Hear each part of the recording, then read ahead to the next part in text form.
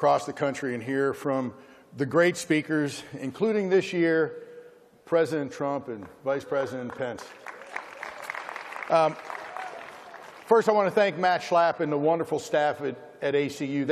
They put this thing together. It is a brutal undertaking every year for them. And not only do they do a great job here at CPAC every year, but Matt Schlapp was up in New York a lot during the campaign in September and October, helping the president, then Mr. Trump, try to work on policies that would get the conservative movement out in droves in November. And I think Matt was a huge, huge part of that. And I know President Trump thanks him very much for it. And I will say it's much better to be here to talk about President Trump's conservative agenda than my usual every year talking about Hillary Clinton. So I'm really happy about that. Look, 2016 was a historic year, and I'm truly honored to have been part of it. I got a chance to serve as the deputy campaign manager for Mr. Trump, and then I got a chance to serve as the deputy director of the presidential transition team. Those were high honors for me in my career and my life, and it was a wonderful 5 months to be able to work on that. The Trump phenomenon, what has really become known as the Trump conservative populist outsider message, is really something that I got a chance to see in my relationship with President Trump. I got to see from the inside over many years. I first met Donald Trump in 2010 through a mutual friend of ours, Steve Wynn, and many of you know him. And I got a chance to know him not through politics, but by our personal interactions over a golf tournament that I was hosting for Children's Hospital here in Washington, D.C. And I told Mr. Wynn about it, and he was helpful. And he told me that Donald Trump had just bought the golf course where I was hosting the golf tournament, and he said I should meet him. So through that early introduction, I got a chance to know Mr. Trump's generosity and his incredibly big heart firsthand. And it wasn't about politics at all. It was actually about my young son, Griffin, who's here with me today, who was going through a series of brain surgeries and heart surgeries, actually. And so we were raising money for Children's Hospital so that the next children could have that same unbelievable care. And so, I got a chance to meet President Trump, and then after that, got a chance to visit with him about politics over and over again. And Mr. Trump sat for some of our films. I made a film with Newton Calissa Gingrich on American exceptionalism, which we've showed here at CPAC in the past, and he was in that, and one of our films on the United Nations. And it was through those early conversations that I saw the glimpse of what could be a candidate Trump and a President Trump. We've also made many films with Steve Bannon. I think all of you now know Steve. Steve was here on Thursday, and he said, hey, are we showing any of the movies here? Because Steve and I show films here every year. We made one film that we showed here last year called Generation Zero. And Generation Zero is a film about our nation's dire financial situation and our overspending and our debt. But the overarching theme of that film is the forgotten man. And it was really about the man or woman who gets up every day and tries to find work, or gets up every day and goes to work and pays taxes, but basically plays by the rules and is forgotten by the elites in Washington.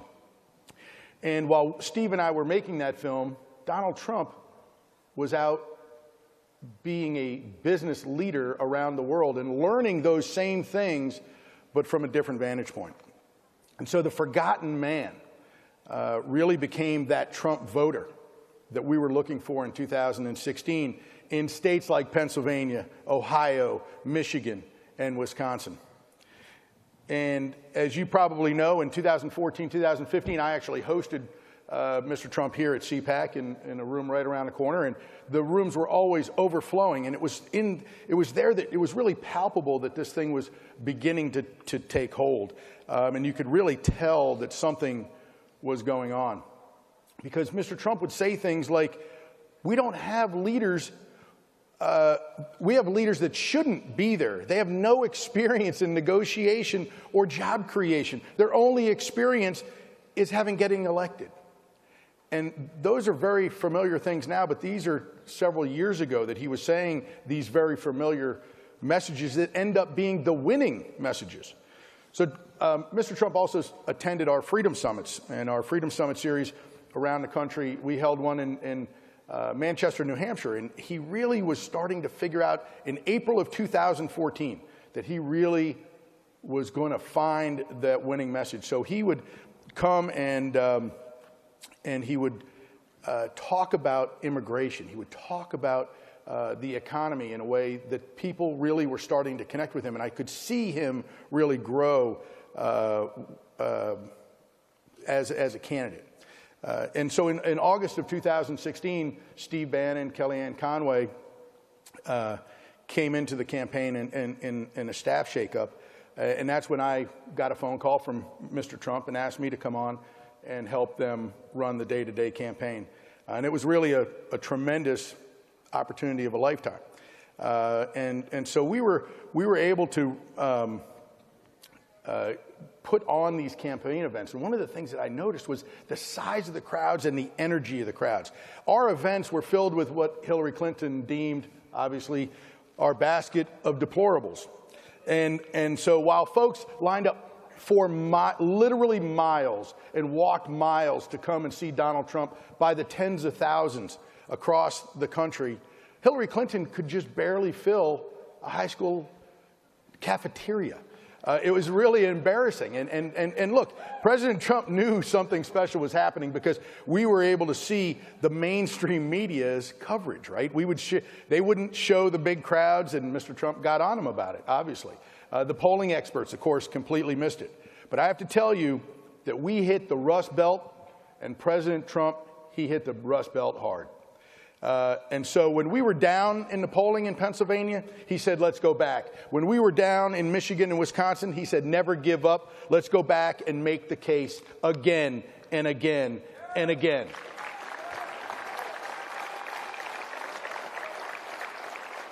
You know, when President Trump now talks about winning, he actually knows how to win, and that's the thing that the American people wanted. They were desperate for a winner who wanted to make America exceptional again, really in line with what President Reagan got elected with in 1980. And as we moved on in September and October towards Election Day, Mr. Trump dug in even harder. We ran out of places to go in the Rust Belt. I mean, we did so many events so many times a day that we would run out of places to go. I would be like, we just were there 2 days ago. We can't go again. And so we decided to go to Minnesota. Now, everybody said, what are we doing?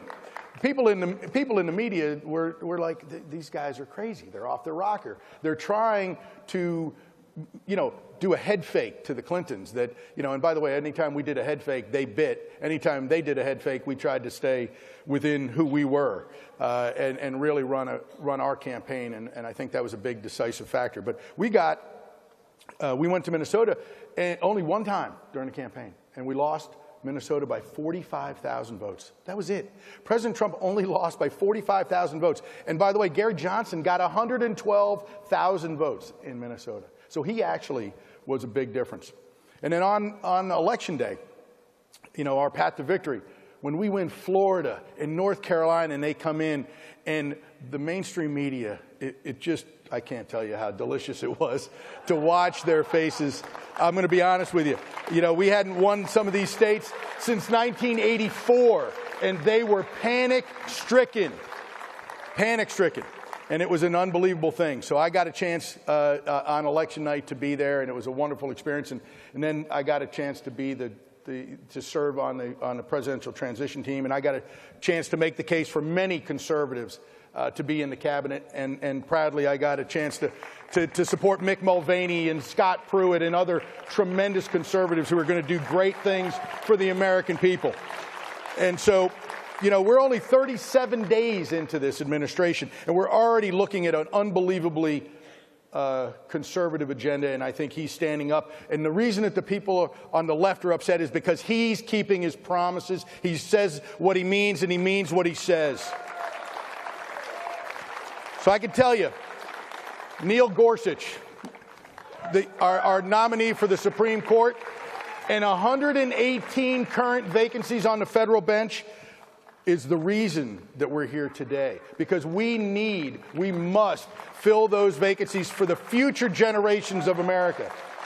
And that's one of the reasons I fought so hard to defeat Hillary Clinton, was we knew that. So on border security, and on immigration reform, on tax reform, on deregulation, and on changing transgender bathrooms back, and on repealing and replacing Obamacare, President Trump is with us.